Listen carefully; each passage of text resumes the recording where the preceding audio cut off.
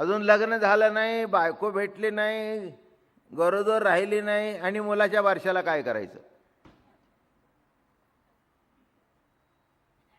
माझं बोलणं का कळलं का? याच्यातून घरात भांडण, आईचं आणि मुलाचं. ती म्हणते जिलेबी, हा म्हणतो लाडू. शेजारची म्हणली अहो दोघंजण माया लेकरतात, भांडण काय चाललंय?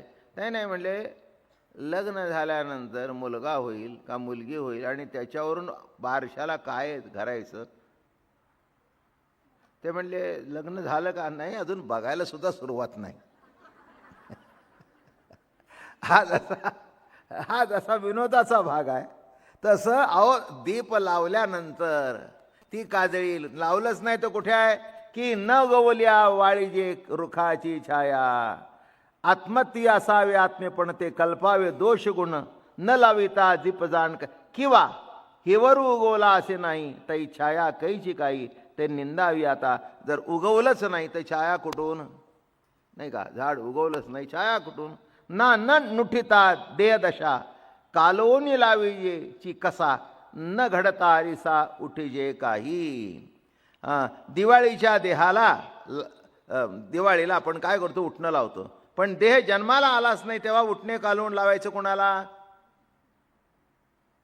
आत्ता दृष्टांत दिला तसं सांगितलं, त्याच पद्धतीचे दृष्टांत. नाना नुठिता देहदशा, जन्माला आला नाही तर कालवणी लावीजे उठणं.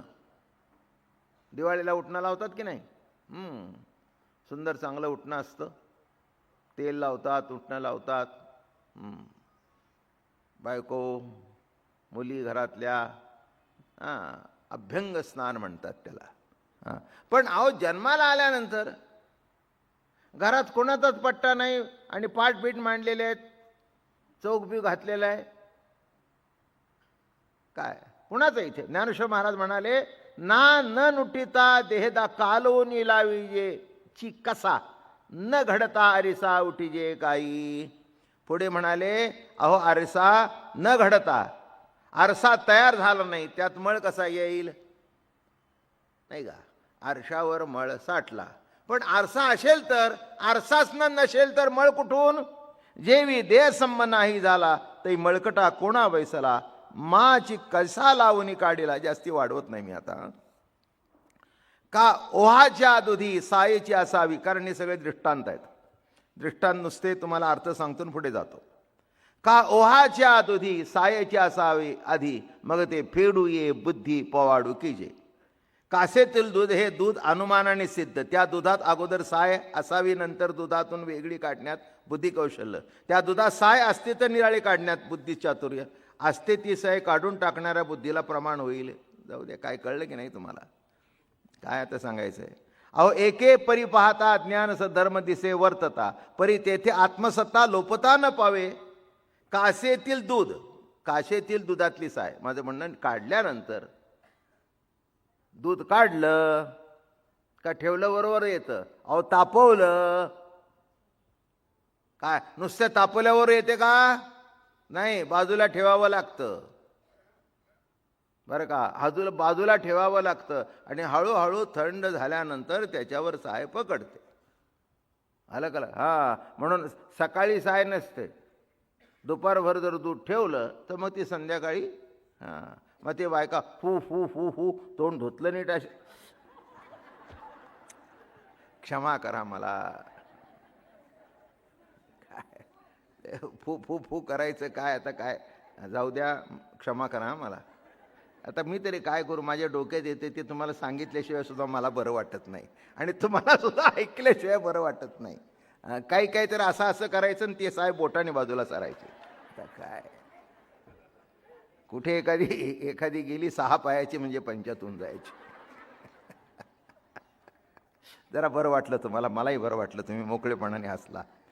तैसे आत्मयाच्या ठाई जर आत्मपण ठाव नाही ते अज्ञान काही सारखे कसे. अरे म्हणाले मूळ स्वरूपाच्या ठिकाणी अज्ञानच ठाऊक नाही तर ते घालवा नामकं करा. हे कुठलं आलं? काही कारणच नाही त्याचं. ज्ञानेश्वर महाराज म्हणाले त्याप्रमाणे ज्ञानरूप आत्म्याच्या ठिकाणी स्वतः आत्म्यापणाचं ठाव ठिकाणं नाही तर तिथे अज्ञान मात्र आहे. ज्ञान मात्र आहे तिथे. ज्ञान अज्ञान हे घालवा ते घालवा, ही भानगड कुठे आहे? काहीच नाही. इथून तिथून एक संघ आहे. ह्याच्यातून हे काढा आणि त्याच्यातून ते काढा असं काहीच नाही. इथून तिथून एकच आहे.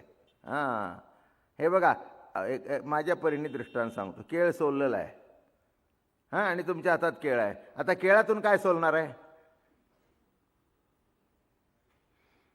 नाही, केळातून काय सोलायची शिल्लक राहिले का? तसं आता एवढी 8 प्रकरण, 6 प्रकरण सोलून काढलेलं आहे. 7वं प्रकरण आता याच्यातून सोडून काय बाहेर काढायचंय काय? पण ज्ञानेश्वर महाराज काय प्रतिभा संपन्न आहेत. अनेक दृष्टांत सांग.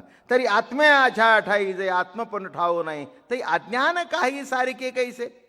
आत्म्याच्या ठिकाणी आत्मत्वाला ठाव नाही तर अज्ञानाला कुठून?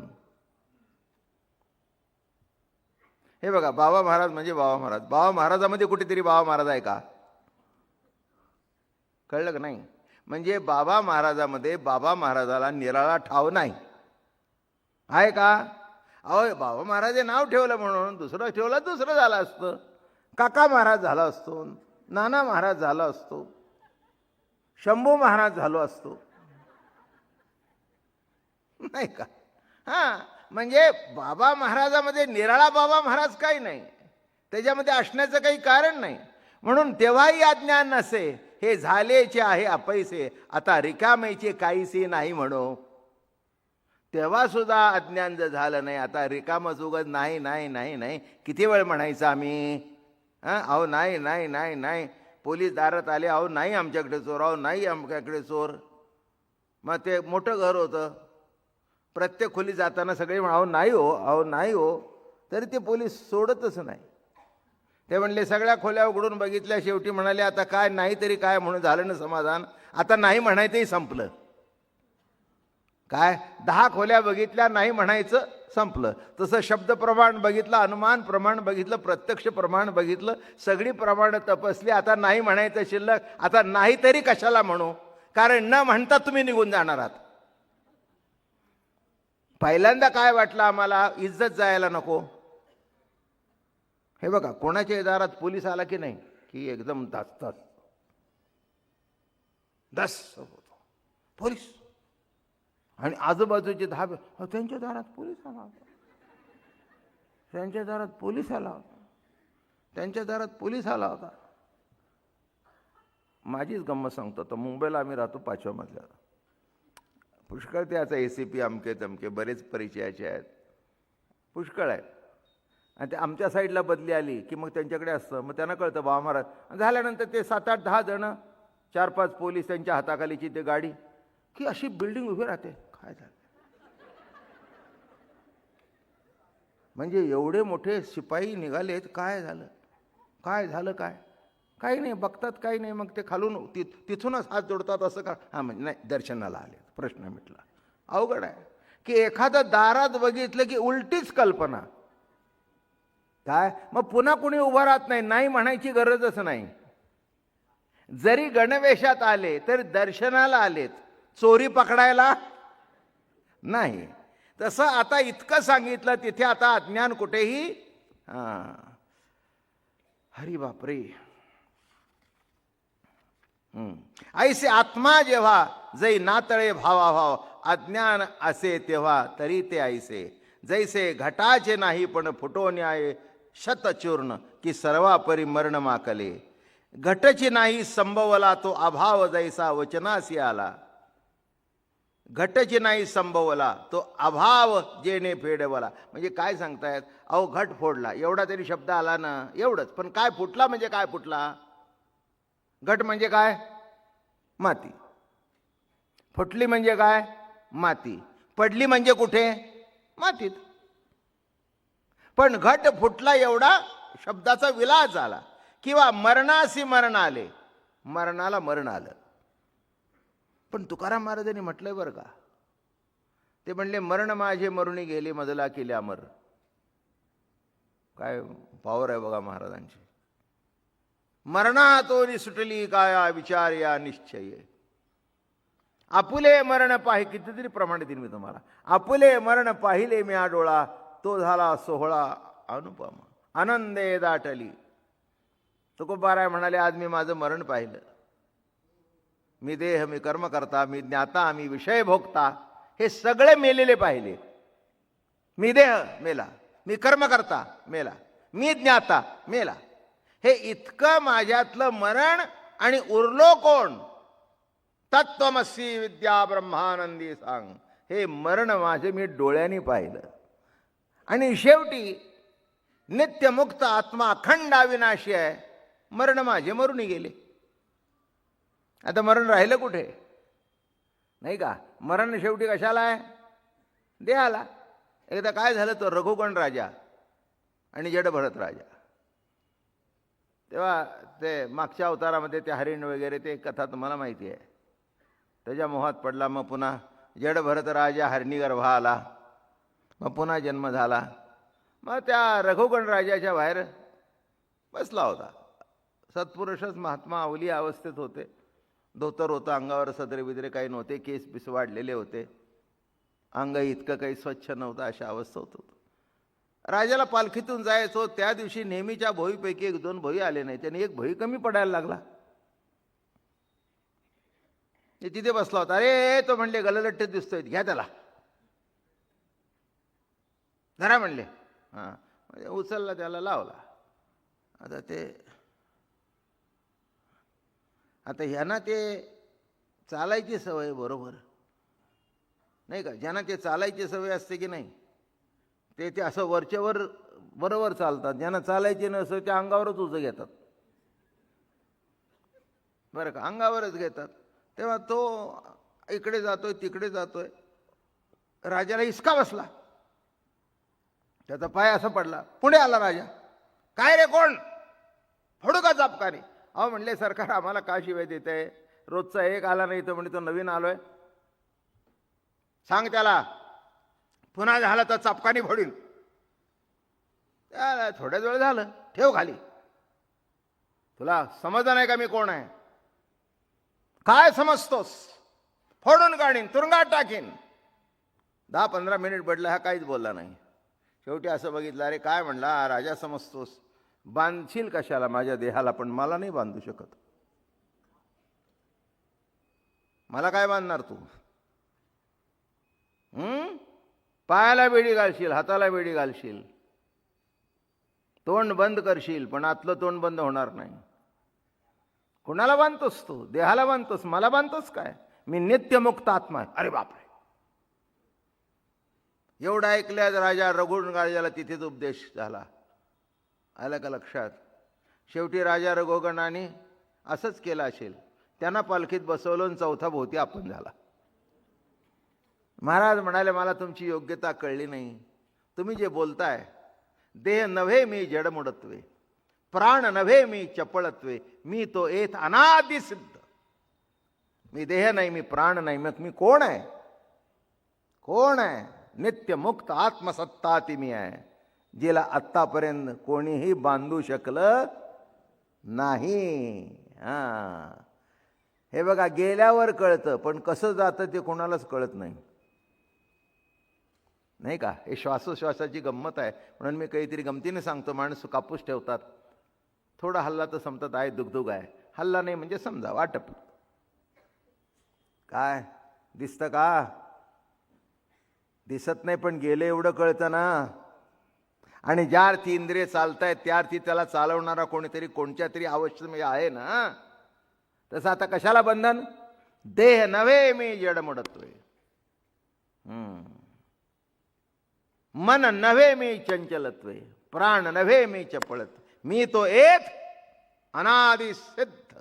मी अनादि सिद्ध जो आत्मा आहे तो मी आहे. कशाला बंधन करतोस? कशाचं ज्ञान, कशाचा ज्ञान? म्हणून ज्ञानोबा येते, ऐसे आत्मा जेव जै नातळे भाव, अज्ञान तैसा तेव्हा तरी ते ऐसे. जैसे घटाचे नाही, पण कुठे गेले घट? मरण कशाचं मरण? की सर्वापरी मरण माखले की. महाराज म्हणाले, अरे मरण तरी कशाला? मरणाला मरण येईल का? नाना निदे निद आली, की मूर्छा मूर्छे गेली, की अंधारी पडली अंधकुपी. अहो तुम्ही आम्ही अंधकुपीमध्ये पडतो. काय म्हणाले महाराज? अथवा झोपेला झोप आली, किंवा मूर्छेला मूर्छा आली, किंवा अंधार अंधकुपामध्ये पडला. असं घडलं का कधी? नाही. का अभाव अवघडला, का केळीचा गाभा मोडला, चोखळ वसुडला आकाशाचा. भाव आवडले पण अभाव, भाव कळलं पण अभाव, असा अभाव संकटात आला. अभाव, हे बघा, अभाव म्हणजे नाही कधी सापडेल का भाव. एखादा भाव आला तर त्याचा परिणाम तुम्हाला भोगावा लागेल. पण अभाव, अभाव म्हणजे काहीच नाही, काहीच नाही अवस्था. काय वर्णन करणार. तसं नाहीच. केळीचा गाभा आहे, दृष्टांत माहिती आहेत. सोलल्यानंतर आतमध्ये काय आकाश आहे असं. तैसे अज्ञान आपुले वेळे, भोगी हेची टवाळ, आता तरी केवळ वस्तू होण्यासे. म्हणून हे अनुमत लागले मागील दृष्टांत, एवं अज्ञान नाही येते ऐसेची घडले. अहो दृश्यत्वे विलासमान, तै न घडे अज्ञान, आता दृश्याचे उपशमन, ते निपटून न घडे. काय बाजूला काढायचं, काय शिल्लक ठेवायचं, नाही आम्हाला कळू द्या तरी ना. जग परवते सारावे, मग माते घ्यावे, तैसे नवे आगवे सकटची मी. हे बाजूला सारा, ते बाजूला. अहो काय बाजूला सारता, नाही काय बाजूला सारता.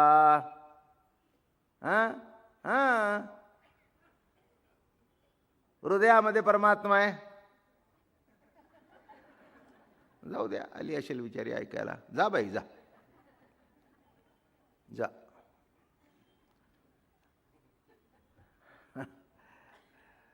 तेव्हा अहो दृश्याचे विलासमान, तै न घडे अज्ञान, आता दृश्याचे उपशमन, ते निपटून न घडे.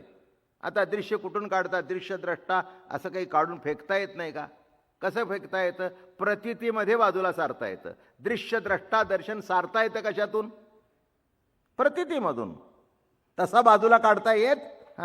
अगा दृश्याचा जे हाव, ते काही एक धरीजे भाव, पर्या भावाचे शिव अज्ञान देखे. म्हणून ज्ञानोबा पुढे जरा बघू, जरा फास्ट निघालोय.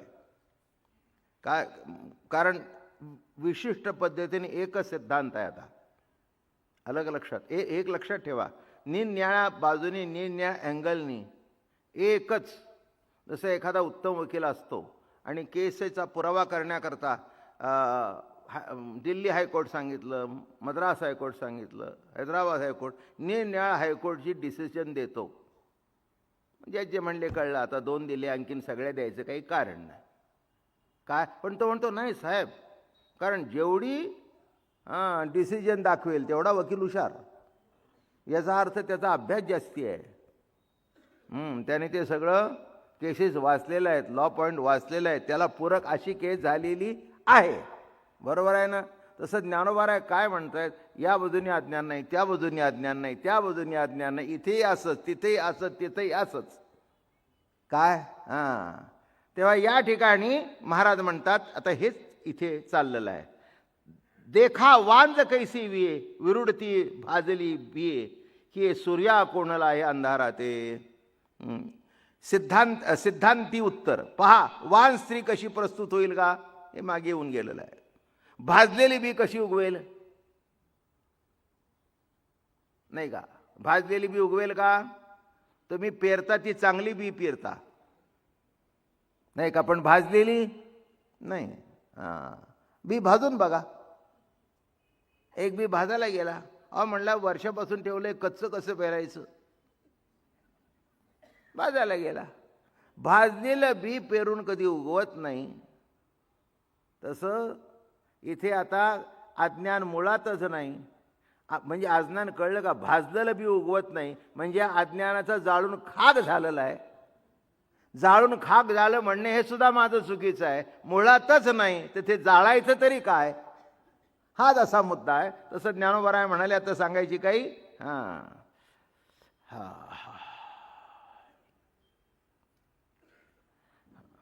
की सूर्य कोणाला आहे अंधाराते.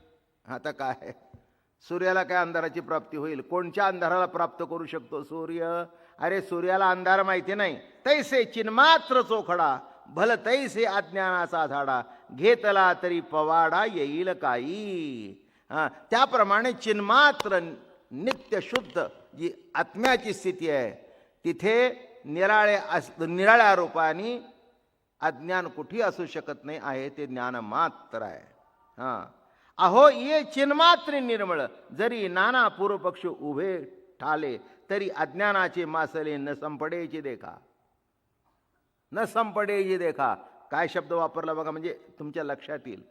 पूर्व पक्ष केलेला आहे. पूर्व पक्ष आणि उत्तर पक्ष.